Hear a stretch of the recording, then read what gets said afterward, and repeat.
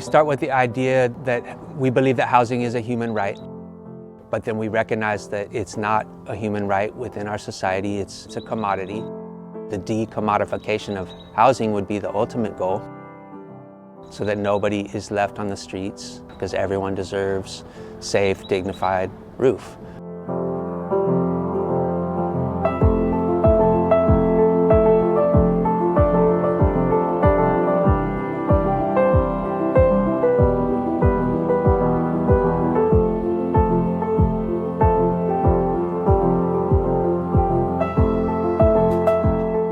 The Sonoma Intersections Coalition settled on housing policy as our focus.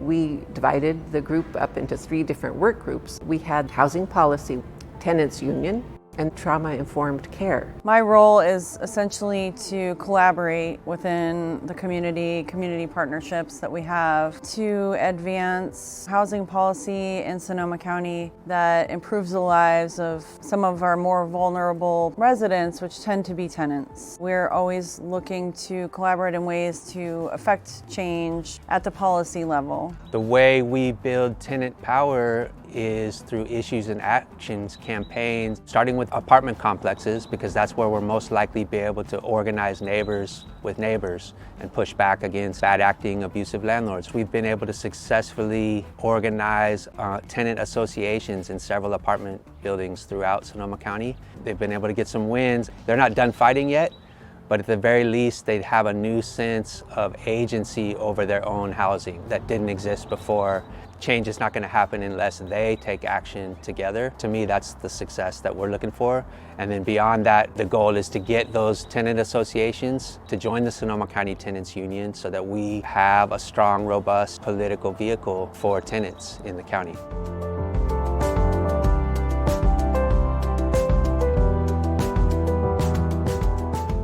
The Intersections investment was really an investment in the future. It enhanced our network of relationships so that we could do more, lifting the community's voice and needs and then connecting it with the decision makers. What we're trying to do is pass laws at the local level that implement similar protections that exist all over the state.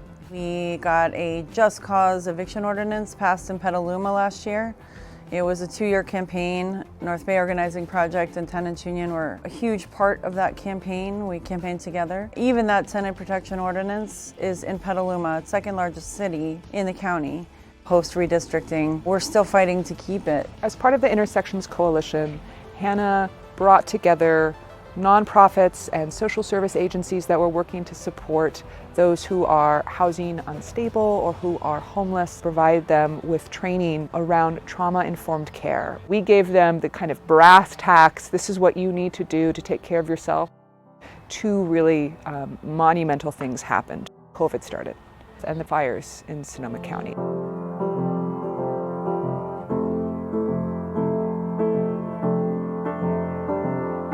When the pandemic hit, we were hearing that there was stark hunger among homeless residents in our county. So that's why we created Text Food, Text Comida. It's a bilingual text message service where someone who doesn't have access to a computer can get information about food that's near them.